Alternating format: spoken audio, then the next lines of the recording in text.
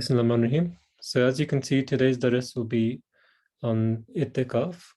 And as many of us know, during the last 10 days of Ramadan, we have, in a normal situation, people who would sign up to sit for 10 days inside the masjid.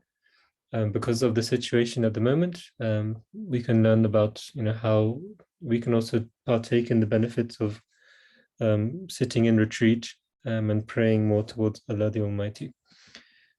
So some facts just before we begin about Ittikaf. So this retreat starts after the morning prayers on the 20th of Ramadan, devoted to silent meditation, recitation, or study of religious books, prayers, and supplication. It is the next stage of fasting and spiritual development and purification of the soul. And someone who is doing Ittikaf is known as a Muttakif, so someone who is sitting in Ittikaf.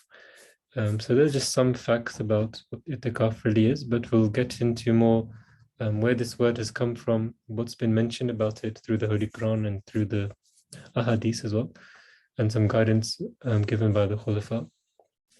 So firstly, just to see the word, so as you can see in Arabic, the root word of Ittikaf comes from Akafa.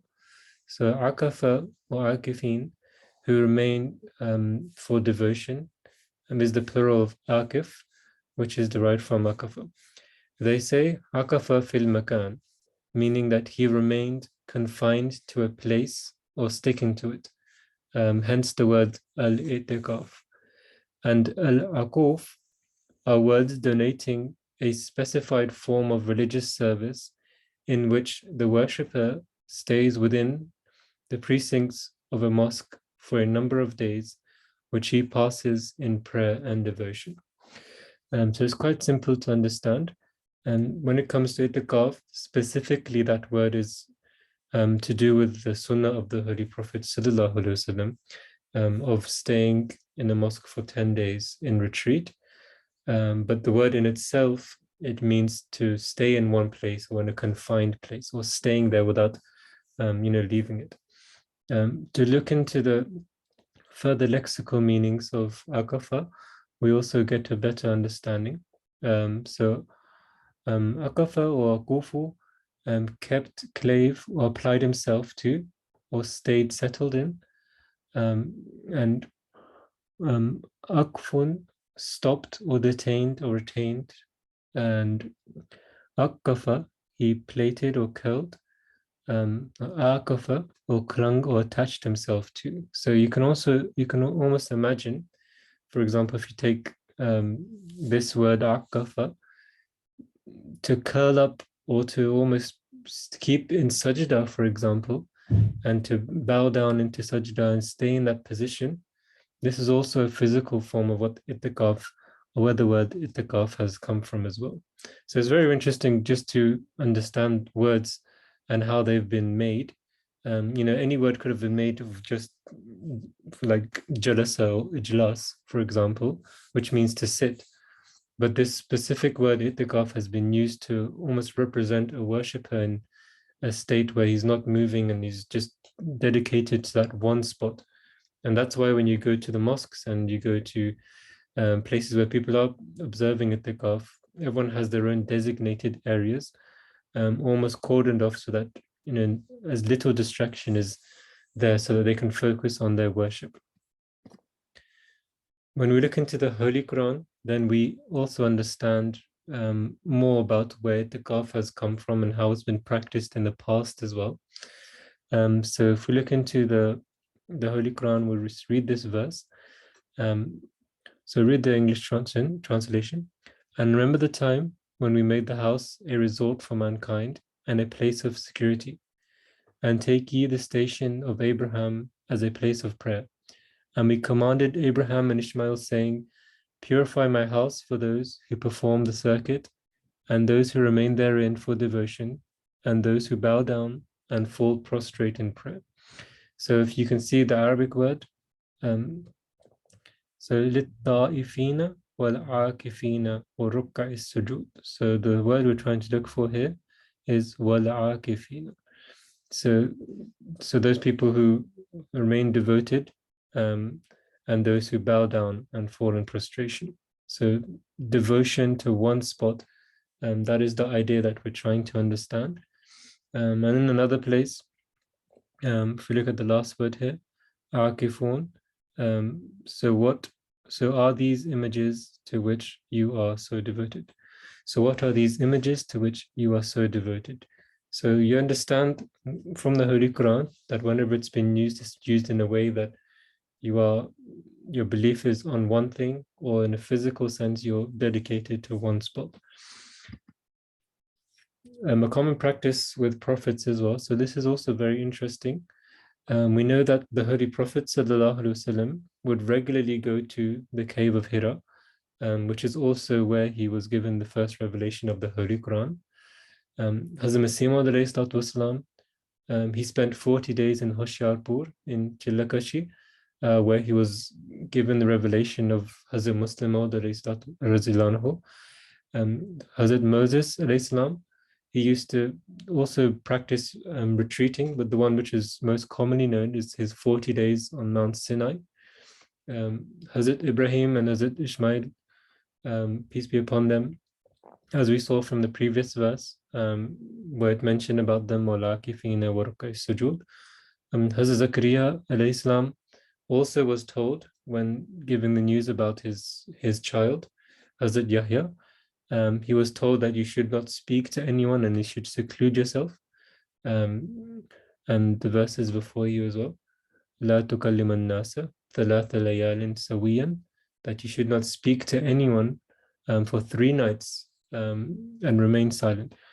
And Buddha alayhi salam would also spend his time in a more secluded area in the wilderness, and it is mentioned that he once secluded himself for 40 days in wilderness. So you can see it's a practice amongst the prophets and holy spirits that they would commonly go out in a certain time in the year to just concentrate on prayer towards Allah the Almighty. And one of the reasons that the Holy Prophet ﷺ would practice this is, of course, because he saw Ramadan as a time where you should intensify your prayers. And especially in the last 10 days, you should focus even more on your prayers. So we should all be treating these last 10 days as something which is so special and different to the other days of Ramadan and other days throughout the year as well. So if you feel like your day-to-day life is the same as before, then you should try and question yourself and ask yourself, what can I do more to make it more worthwhile and make myself worthy of these last 10 days. Because as you know, we only have a few days left of Ramadan now. So just going forward now, in the hadith of the Holy Prophet ﷺ, Hazrat Abu Hurairah radhiyallahu anhu relates that the Prophet Muhammad ﷺ went into retreat for 10 days in the month of Ramadan, but in the year in which he died, he went into retreat for 20 days. It is reported that the Prophet ﷺ used to tighten his girdle, keep awake for most of the night for prayers, and exhort his family to do the same during the last 10 days of Ramadan. Hazrat Aisha radhiyallahu anha further reported that every year till the time of his death, the Holy Prophet ﷺ used to go into retreat into the mosque during these 10 days and nights of Ramadan. And the same practice was continued by his wives after his demise. So there's something special which the Holy Prophet ﷺ saw and was told by Allah the Almighty about especially these last 10 days. And so for anyone of some understanding, they would realize that we should also try and intensify our worship. Even if you're not practicing Ittikaf, then we should also try to increase our prayers during the night time, especially to try and pray to Allah the Almighty as much as we can for all the things that we wish to pray for. And this is something which we should all be practicing right now. And if we haven't, then we should try and start from today, because there are very few days left of Ramadan, so that we should try and make the most of them. And this is something which the whole family should be getting involved with, and parents should be informing their children of the importance of these last 10 days as well. So if you feel like your children almost wasting their time too much watching TV or just playing games, then you should divert their attention towards better things, have conversations with them, explain to them the importance of Ramadan and the practices of the Holy Prophet Sallallahu Alaihi Wasallam. But the parents should lead by example with this. And I think it was in the first daras that we had with Lake Ahmed Tahir Sahab, and he advised that you should watch as limited TV as possible, and instead you should turn your attention towards more Allah the Almighty and worshipping Allah and remembering Allah, whether that's through MTA or other means. So this is something we should try to do. Just make it a habit for the last few days. Decrease the TV time you watch and just intensify more remembering Allah. Seeking istighfar is key. The Holy Prophet ﷺ said that these 10 days bring about salvation from hell, providing one engages in istighfar, i.e. seeking forgiveness from Allah with the utmost sincerity.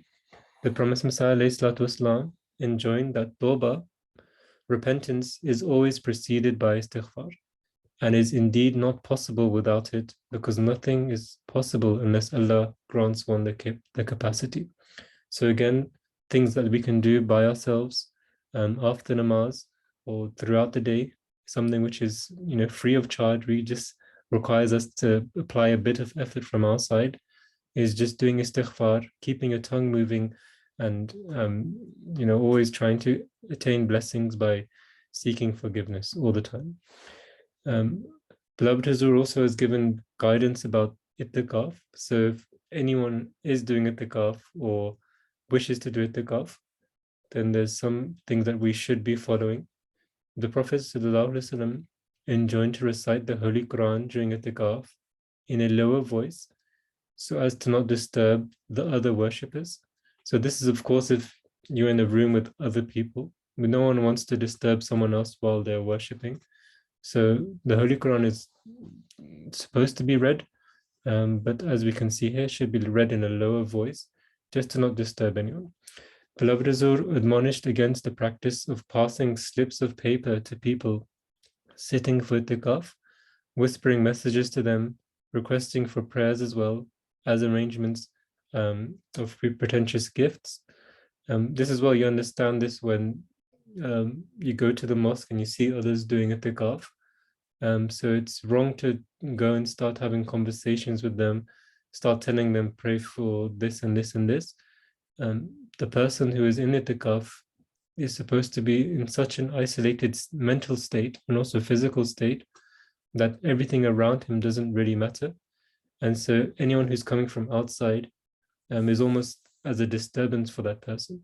So you should leave someone doing Ittikaf to pray for themselves and to be guided by Allah by himself and not from anyone else. So passing slips and writing letters to them just diverts their own attention away from what they're supposed to be doing. And anything like that should be done before, requesting for prayers or things like that. Beloved Hazur also pointed out that some people sitting for Ittikaf set aside a portion of each day to discuss business matters. He explained that only in an urgent situation should one discuss business affairs or business matters while in Ittikaf. Hazur also said one does not have to confine oneself to the cubicle and can move about.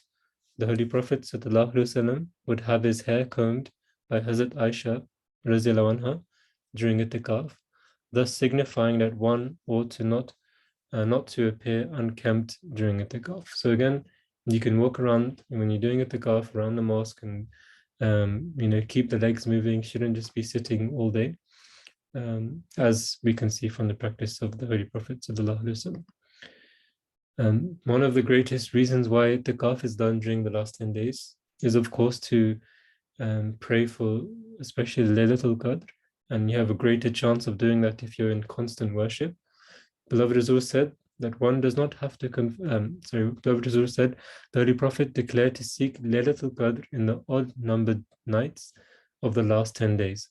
Hazrat Aisha radiallahu anha relates that the Holy Prophet advised her to say the following prayer if she happened to discover Laylatul Qadr. Allahumma innaka afuwun tuhibbul afw fa'fu anni.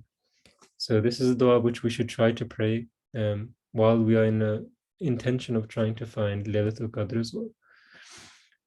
Prophets came like Laylatul Qadr. Hazrat Khalifatul Masih Sani, may Allah be pleased with him, draws attention to the advent of the promise of Islam as Laylatul Qadr and admonishes to take advantage from it and attain nearness to God and to spiritually reform oneself, availing of the blessing of the opportunity provided to us. So this again makes us realize that Hazrat Masih Maud, the teachings that he has given us, we should try and indulge ourselves in learning more about his life and what he has taught us, because he has come as a gateway towards finding Laylatul Qadr. Likewise with the Holy Quran and anything that you find that you will benefit you, you should try and do those more as well. In terms of Ittikaf, during lockdown, 2 years ago, Amir Saab, he gave some guidance and sought guidance from Beloved Huzur about this. So Beloved Huzur said that in regards to this, the guidance, Hazrat Muslim or Razilwan who is very clear that Ittikaf can be observed outside the mosque, but the blessings or reward will not be the same. And this is also my view on the matter. Ladies are allowed to observe Ittikaf at home. It is not mandatory for everyone to observe Ittikaf.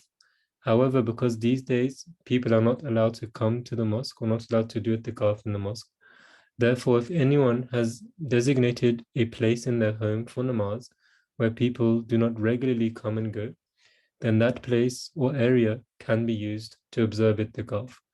In this circumstance, the members of the household should offer prayers in congregation and offer Jummah in that designated area as well. But this permission is only given in extreme circumstances. Under normal circumstances, Ittikaf should be observed in mosques. So we're kind of in the same situation now, although we can come to the mosque and do namaz. The rule for Ittikaf has been the same. So we must understand that sitting and doing Ittikaf is a very good thing. And if you seclude yourself with the niyat that you want to pray towards Allah, then it's a very good thing. And you don't have to just start from the last 10 days. It can be done at any time and any place. So this is something which people ask is, do I have to start from the last 10 days? Or can I do it in the last 3 days or 7 days or 5 days? The answer is that you can do Ittikaf at any moment, because the action of doing Ittikaf is very good. But if we want to follow the sunnah of the Holy Prophet ﷺ, then the real sunnah is that we start from the last 10 days and also start in the mosque as well. But because we're in this situation that we are in, then this is why Huzur has clarified, with a lot of clarity, that Ittikaf should be in a place when you're in a home and you have a designated room where people come and do namaz in that room. And this doesn't mean that where you do namaz in your sitting room where people are coming and going all the time, where the TV is playing and where there's constant movement happening. You can't really do Ittikaf in that situation. And so if you do namaz in that kind of room, then you can't really do Ittikaf there. So if you do have a room, a spare room, for example, where no one really goes, then you can sort of make that into a room where you will tell everyone, this is where I want to do namaz, and we should all pray namaz in this room, and nothing else should happen here. And then also, if you want to sit Ittikaf, then you should sit Ittikaf in that room in your home. So in that way, the person doing Ittikaf won't be disturbed, and everyone else can also come and pray in that room and do the other business in the other rooms as well. So this is something which is really important to note. But it's a great practice to do Ittikaf nonetheless. So people do this. They do sit in just for the last few days sometimes, and it comes as a great benefit as well. So that comes to the end of today's presentation, which was on Ittikaf. I hope and pray all those who are doing Ittikaf or worshipping in these last few days, that Allah Ta'ala accepts their prayers, and make the last few days blessed for all of us as well. May Allah Ta'ala enable us to fully benefit from this Ramadan, and make us all better people after Ramadan as well. Jazakallah for joining. Assalamu alaikum wa rahmatullahi wa barakatuh.